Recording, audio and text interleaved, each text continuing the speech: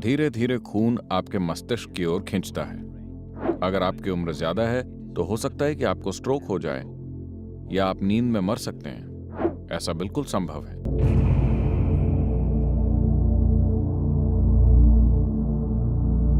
आपको पता है कि पृथ्वी में एक उत्तरी ध्रुव है और एक दक्षिणी ध्रुव है, यानी ये चुंबकीय केंद्र है।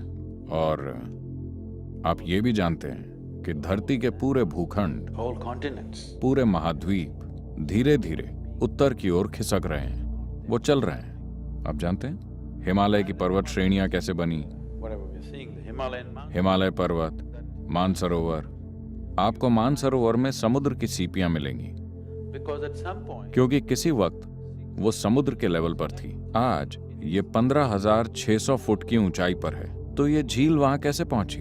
एक समय ये समुद्र के लेवल पर थी और आज वहां पहुंच गई है, क्योंकि असल में पूरा भारतीय उपमहाद्वीप सेंट्रल एशियन प्लेट से टकरा रहा है और इसी वजह से हिमालय के पहाड़ अब भी ऊंचे होते जा रहे हैं। ये बस उठते जा रहे हैं एक टकराव के कारण।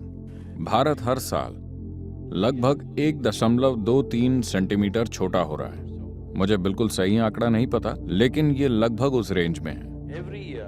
हर साल भारत 1.23 सेंटीमीटर का इलाका खो रहा है क्योंकि ये हिमालय श्रृंखला से टकरा रहा है और वहां पर ढेर लग रहा है, क्योंकि उत्तरी ध्रुव का चुंबकीय आकर्षण धीरे धीरे सारे भूखंडों को ऊपर खींच रहा है। तो इतना विशाल चुंबकीय आकर्षण जिससे महाद्वीप ऊपर खिसक रहे हैं, उस तरह का चुंबकीय खिंचाव लगातार पूरे ग्लोब में कायम है। मान लीजिए आपको थोड़ा सा एनीमिया है। अगर आप डॉक्टर के पास जाते हैं तो वो आपके लिए क्या प्रिस्क्राइब करेंगे? तो इसका मतलब ये आपके खून का एक महत्वपूर्ण हिस्सा है। हाँ, तो अगर आपके शरीर में आयन तैर रहा है और मैं आपके सिर पर एक शक्तिशाली चुंबक लगा दूं, तो हो सकता है कि धीरे धीरे खून उस दिशा में जाने लगे, है ना?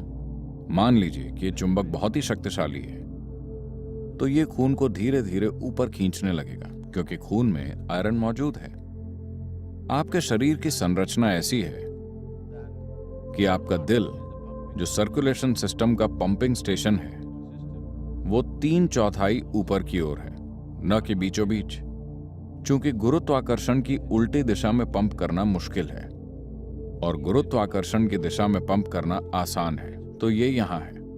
आमतौर पर जो भी खून की नसें नीचे की ओर जा रही हैं वो मोटी हैं और जो नसें ऊपर की ओर आ रही हैं वो काफी पतली हैं। यहां तक पहुंचते पहुंचते वो लगभग बाल की तरह पतली हो जाती हैं, इतनी बारीक कि आपके मस्तिष्क का सर्कुलेशन सिस्टम ऐसा है कि अगर उसमें एक भी बूंद ज्यादा चली गई तो ब्रेन हैमरेज हो जाएगा, लोगों को स्ट्रोक हो जाता है। तो अभी आप इस तरह हैं, अब आप ऐसे हो गए। पहले ही सिस्टम में थोड़ा सा असंतुलन है क्योंकि दिल गुरुत्वाकर्षण के प्रतिरोध को ध्यान में रखकर पंप कर रहा था। अब अचानक गुरुत्वाकर्षण का प्रतिरोध नहीं रहा, आप इस तरह हो गए और अब आप अपना सिर उत्तर की ओर कर लेते हैं। धीरे धीरे खून आपके मस्तिष्क की ओर खींचता है। तो एक चीज जो आपके साथ हो सकती है वो ये कि आपको अच्छी नींद ना आए। अगर आप अपना सर उत्तर की तरफ करके सोते हैं तो आपकी नींद खराब हो सकती है। हर किस्म के सपने आ सकते हैं। अगर आपकी उम्र ज्यादा है तो हो सकता है कि आपको स्ट्रोक हो जाए या आप नींद में मर सकते हैं। ऐसा बिल्कुल संभव है। ऐसा नहीं है कि आप एक दिन सोए तो आप मर जाएंगे। हर रोज हर रोज हर रोज अगर आपका बिस्तर उसी तरह लगा हुआ है कि आप अपना सिर उत्तर की ओर रखते हैं तो आप मुसीबत को बुलावा दे रहे हैं। किसी न किसी तरह की समस्या, हम नहीं जानते कि किस तरह की समस्या, वो आपके सिस्टम की मजबूती पर निर्भर करता है। अगर ये बहुत कमजोर है तो आप मर सकते हैं या आपको स्ट्रोक आ सकता है या बस आपकी नींद अशांत हो सकती है या बुरे सपने आ सकते हैं या दिन के दौरान आप अजीब हरकतें करेंगे। तो तमाम चीजें होंगी क्योंकि मस्तिष्क में अधिक सर्कुलेशन हो रहा है जब इसे नहीं होना चाहिए, सिर्फ इसलिए क्योंकि सोते समय आपने अपना सिर उत्तर की ओर रखा। तो अगर आप दक्षिणी अमेरिका जाते हैं तो आपको अपना सर दक्षिण की ओर नहीं करना चाहिए।